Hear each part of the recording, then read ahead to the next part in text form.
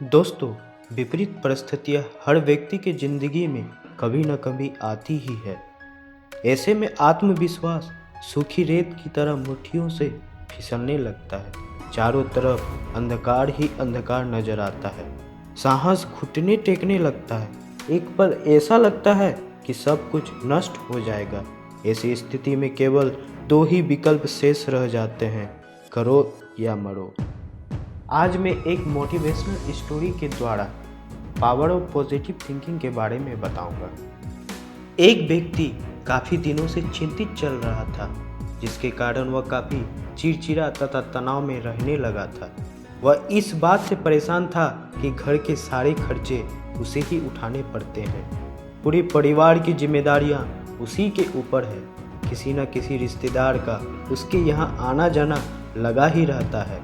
इन्हीं बातों को सोच सोच कर वह काफ़ी परेशान रहता था तथा बच्चों को अक्सर डांट देता था तथा अपनी पत्नी से भी ज़्यादातर उसका किसी न किसी बात पर झगड़ा चलता रहता था। एक दिन उसका बेटा उसके पास आया और बोला, पिताजी मेरा स्कूल का होमवर्क करा दीजिए। वह व्यक्ति पहले से ही तनाव में था तो उसने बेटे को डांट कर भगा दिया। लेकिन जब थोड़ी देर बाद उसका गुस्सा शांत हुआ तो वह बेटे के पास गया तो देखा कि बेटा सोया हुआ है और उसके हाथ में उसके होमवर्क की कॉपी है।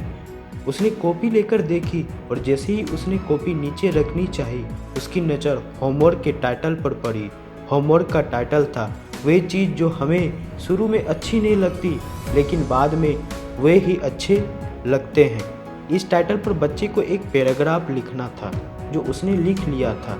उत्सुकतावश उसने बच्चे का लिखा पढ़ना शुरू किया। बच्चे ने लिखा था, मैं अपने फाइनल एग्ज़ाम को बहुत धन्यवाद देता हूँ क्योंकि शुरू में तो ये बिल्कुल अच्छे नहीं लगते लेकिन इसके बाद स्कूल की छुट्टियाँ पड़ जाती है।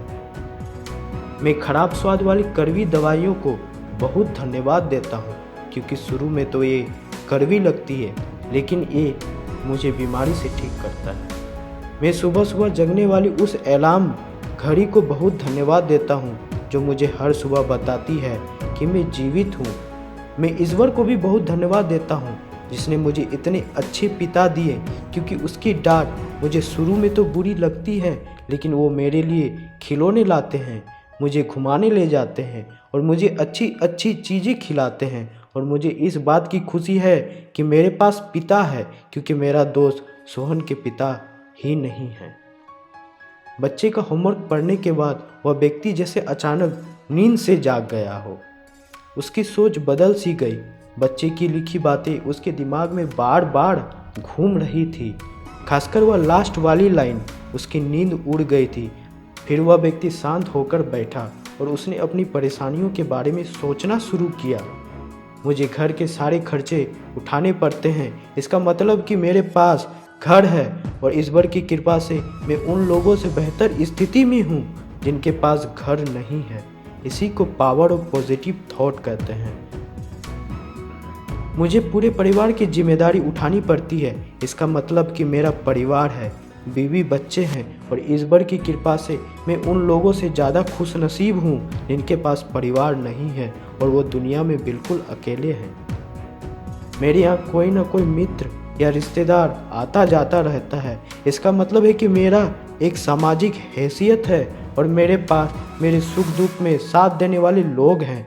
हे मेरे भगवान, तेरा बहुत बहुत शुक्रिया। मुझे माफ़ करना, मैं तेरी कृपा को पहचान नहीं पाया।